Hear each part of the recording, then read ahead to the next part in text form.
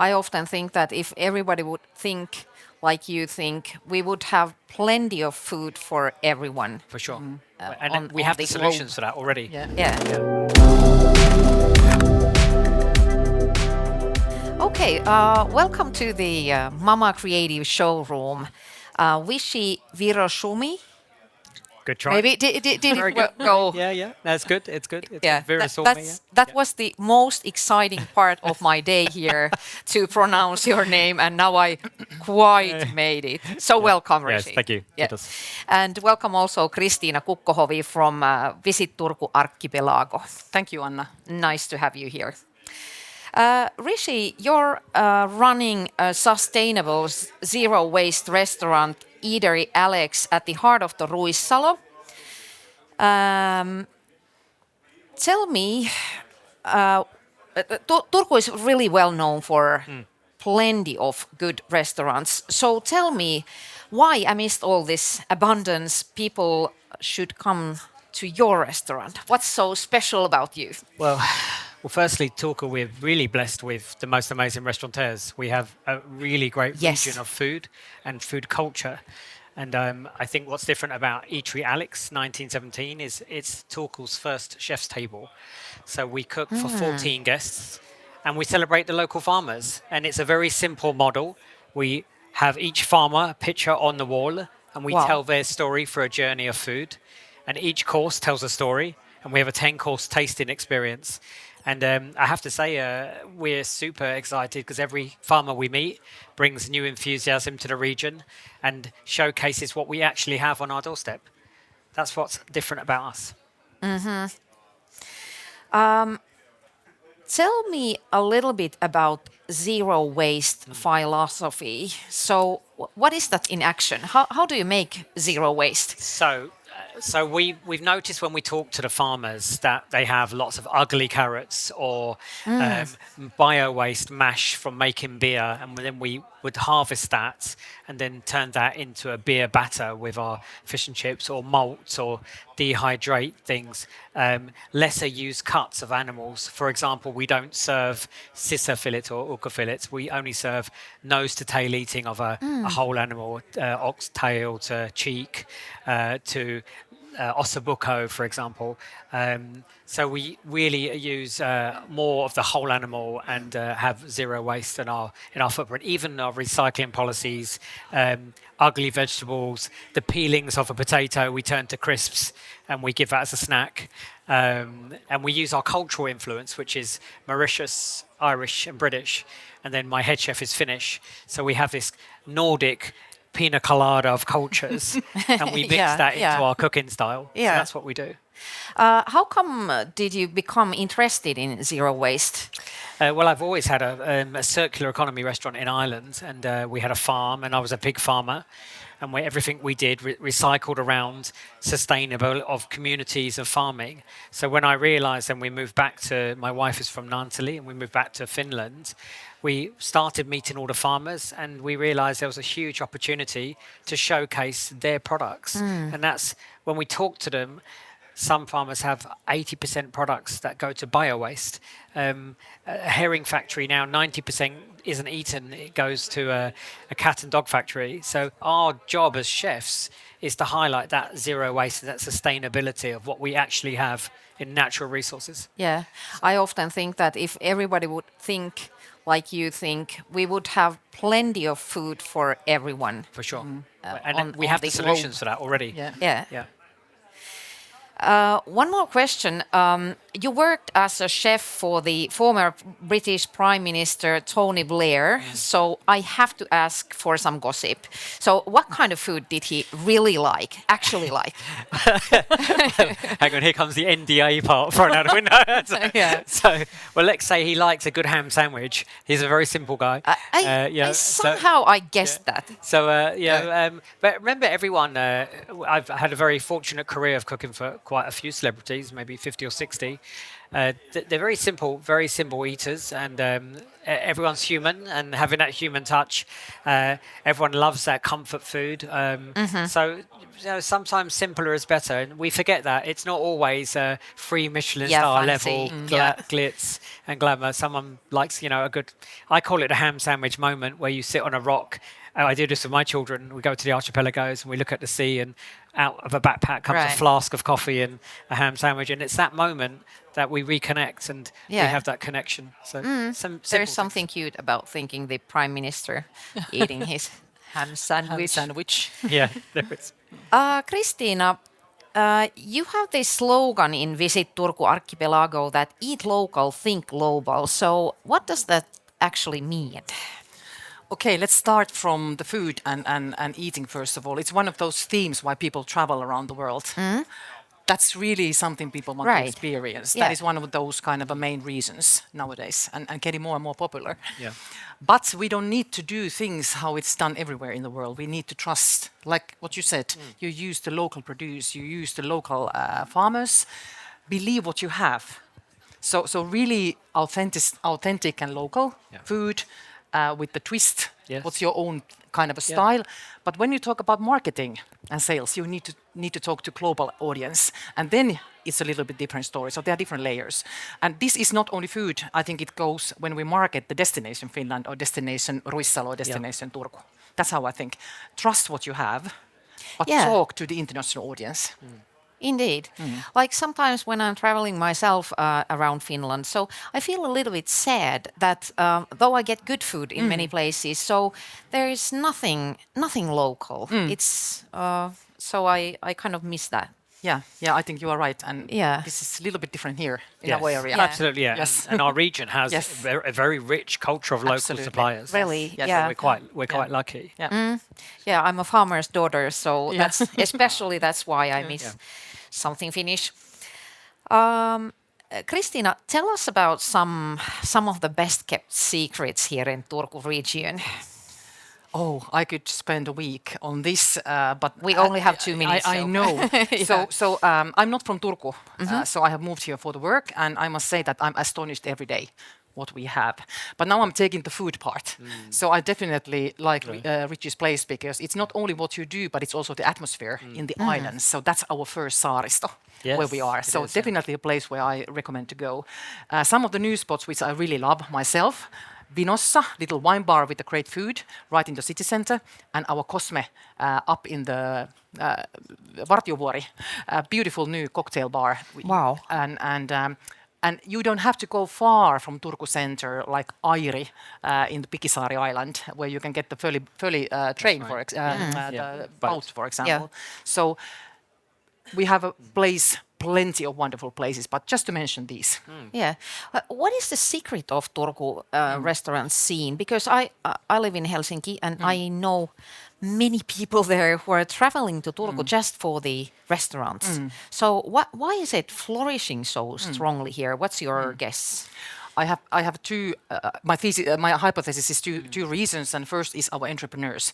We have private restaurateurs. Yes. So it's not chain restaurants. Right. And they are ambitious. They really want to produce quality experience for people Yes. visiting them. Yes. And you see new beautiful places popping up. Not every week, not every month, but something new every year. Yeah. That's one thing. So it's Yeah.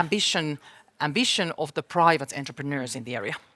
Yeah, and something that I have noticed is the food is really good, but there is a certain amount of relaxed feeling, like it's not so formal, Yeah. maybe. So it's easy to go into Yes. those new places and feel Absolutely. yourself And it's welcome. part of Yeah. our city culture, I would say. And that culture was built after Turku was a cultural European city of culture. Yeah, yeah. So I think this is one of the reasons people started to use our services more. And we have the most vibrant banks of the river in Finland. So we Yeah, have people we're going very lucky. all the time. Yes, Yeah. many good things. You moved here like 5 years ago. So what kind of observations have you made about Finnish food culture and attitudes, if you can ask so? Well, I think we should definitely encourage our entrepreneurs to be bolder. and to celebrate our farmers. I think that's something that I have probably been a little bit aware of, that it doesn't necessarily, like you said, when you go around Finland, it doesn't really shine the farmers and what we have naturally. So I think we could definitely influence more of those. What we've done in Alex is really to showcase our farmers and tell a story behind that culture. And also that culturalism is not a fearful thing, that people are looking for experiences. Yes. And I'll give you one simple example of that. 7 years ago, or 8 years ago maybe now, no, sorry, 9 years ago, maybe now, sushi wasn't in Finland, and now it's in every corner of Finland. So we are developing fast in our culture, but we have world-class farmers. And I believe that because we have world-class farmers, it's an easy step for us to encourage our entrepreneurs to be bold and give customers not the same old normal, pizza or kebab kind of experience. There's a place for that as well, but it doesn't need to be in every space. So that's what I think we see. There is this classic story going on that we are a little bit shy also of telling people about the genuine things that we have here. So we are shy marketers. What do you think about this? Is this still true? I think you are right. It's not us here. It's not only Turku. I think it's whole Finland's little. I would say we should kind of step up a bit. It's completely untapped potential we have of actually being able to sell a market. And our lovely neighbors, Sweden, are good at that. I think we have to push the boundaries and be much more brave. And in my work with my team, we have our ambition really high, and you will start to see that. We're at time, isn't it? Okay. I promise that. Yeah, and you always have to mention Sweden. Yeah, because that's they don't even have a product or service ready, but they know how to market it. But and then they figure it out. But we do the technical part first. Everything is like in detail, and then we forget that part. So I think we have to really push ourselves on this. Yeah, as a nation. As we discussed here before this recording started, so there's a discussion going on in Helsinki that restaurant keepers are sad because people are not going to restaurants enough. They have too many empty tables there, at least during the weeks. But then you said something really nice, that in Turku that is not a problem. People actually do go in restaurants. So please tell, you get to teach Helsinki restaurateurs that how to get people to go to restaurants. What's going on here? Like, you gonna start or? Well, you're. I think I already mentioned that. I think it's the quality and ambition, private entrepreneurs who are able to have a great quality, great standard, and bring something new all the time. I think that's definitely part of the story. Another thing which we have to remember in all the cities, whether in Finland or somewhere else, we have to keep the city center vibrant. You have to keep it vibrant to keep people coming. So I think it is that kind of a technical part. Really think about that in long term. But then I think we are absolutely blessed with our entrepreneurs here and restaurateurs, because they are wonderful. So 2 things I would say. It's the attitude. It's how we work here. And from Monday to Sunday we are full. Most of the restaurants. Yeah, Turku's like a big village. Everyone kind of knows each other by one person. So there is a lot of sense of community down here. And I think this region has strong community. And because that strong community is built on very old age families and old networks. Helsinki is much more vibrant in terms of cultural impact. I think someone recently said to me that 30% of Helsinki are now speaking English. I think it's about 18% at the moment in Turku. Right. And in 10 years' time, when we look down in the future, Turku will be at 30%. So that brings cultural influences, and people are looking for new experiences. As more Finnish people travel the world and they have these world-class experiences, they come back and looking for these same experiences. And it's great to see there's room for everyone.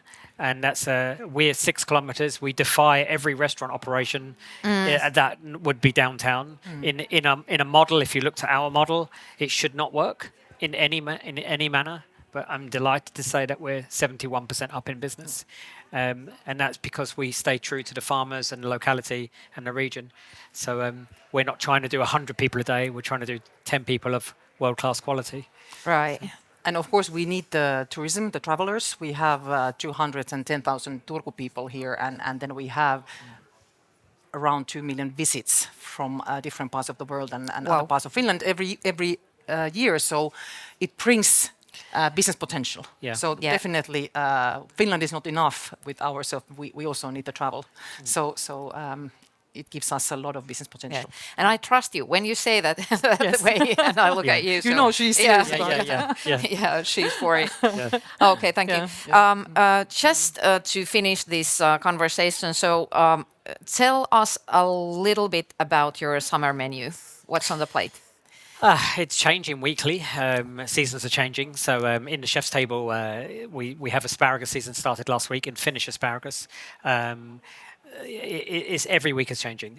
We have a terrace menu that's very standard, very everyday whole piece of fish, kuha from Oulujärvi or from the Swedish seas coming in, on the bone, served as you would if you go to Spain or Italy or France. Sitting on a terrace looking at a beautiful oldest yacht club in Finland, and the first sea airport in Finland is our building. So it has a lot of historic value. So when you're coming to Ruissalo, which is for me like Hyde Park in London, it's like, it's the national garden, the botanical gardens are across the road. So we're changing all the time, daily specials all the time, but the chef's table is quite unique, and that's what makes the destination restaurant special. And we have a full house tonight, for example, and it's a Thursday night, and that's an amazing achievement. If 3 years ago you would have said that, I think everyone would have doubted that a restaurant outside the city would have worked. But it showcases there's a demand for the archipelagos to keep growing, and in 10 years' time, we hope to see all the way to Ahvenanmaa that restaurants will be open, and there'll be a tourist trail outside the season. Okay, I won't let you leave before I get my reservation on the table. So Yeah. Okay, thank you so much, Great. Thank you. Richy and Thank you, Anna. Kristiina. Thank you. Kiitoksia. Kiitos. Kiitos.